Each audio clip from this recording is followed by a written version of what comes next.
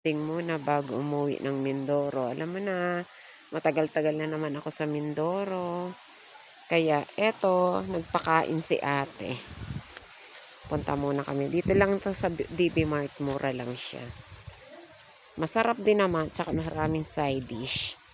Ang saya, ang sarap, busog na busog. Ayan, si Bunso, kumukuha ng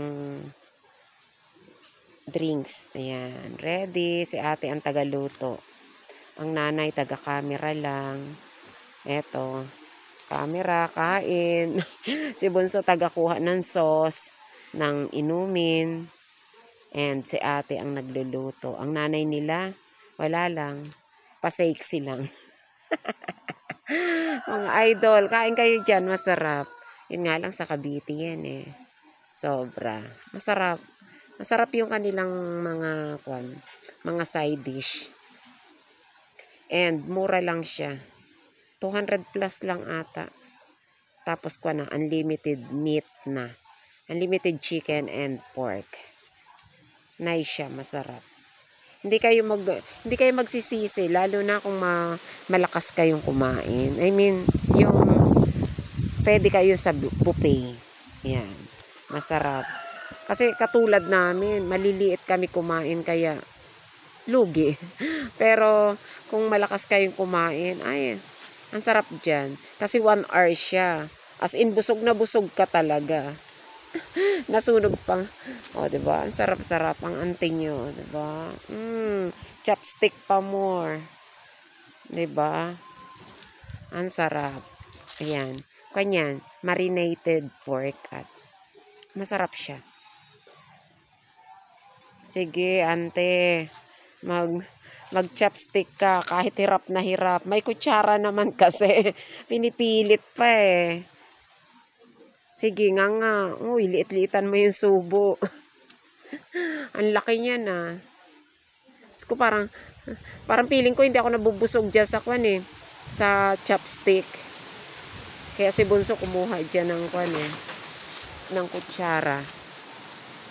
Kasi mahirap, parang hindi ka mabuhay. Kaya lang, pag nandiyan ka kasi mas okay yung konti lang kakainin mong rice. Kimchi rice yung kinakain namin eh. Diba? Sarap. Yum, yum, yum. Sarap-sarap dyan kumain. Late na nga kami kumain eh.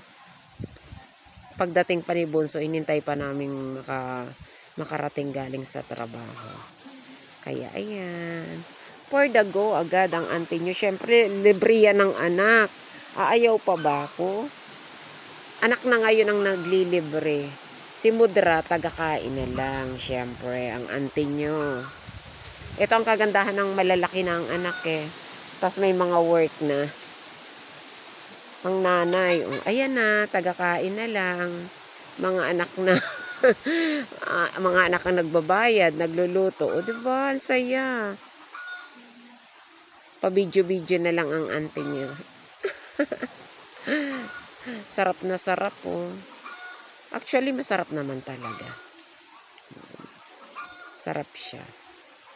Kaya, kaso madali kang mabubusog kaya mito. Sige ate, hinay-hinay. Sunog na. Ba naman nagluto, di ba? Tubod na siya. Kasi, nakalimutan naming lagyan ng mantika bago mag-grilled. Ayan tuloy ang nangyari. Yang siya. Nasunog. Para tuloy ihaw na siya. Hindi na siya grilled. Pero ang sarap niya. Sarap niya. Yan. Diba? For the lettuce ang ante nyo. Na-late na kaming makahingi ng lettuce.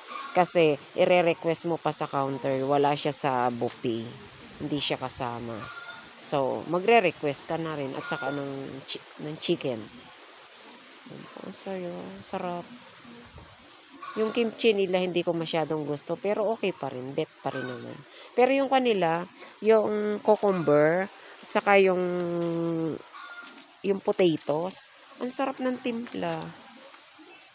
Gaganahan ka talaga. Sarap kainin. Ayan. Kaya, super cute. Super sarap. Mag-i-enjoy ka dyan. Pag luwas ko ulit ng Cavite, kakain kami dyan. Kasi masarap. Si Bunso, ang sarap ng kain. Pagod pa yan. Nagpalit lang siya ng t-shirt pagkagaling sa trabaho. Pagbababa niya, galing sa work, ayan na. Nasa labas na kasi ang ate niya. Dapat paalis na kami. Kaya ayan. Diretso na. Pagdating niya, ayan. For the go na agad kami. Tapos, nag-ikot-ikot muna kami sa DB Mart bago kumain. Kasi hanggang 10 PM naman yun eh. Sarap. First time kong kumain dyan, pero nag-enjoy ako. Diba? Yan ang aking mga Junaki, si Ate Jewel at si Ivan. At syempre, ang inyong ante na nagmamaganda at nagpapasexy. Busog na ako dyan. Kasi ba naman, ang daling makabusog niya kasi meat. Tapos ang dami niyang side dish. Meron pang matamis na bananang saba.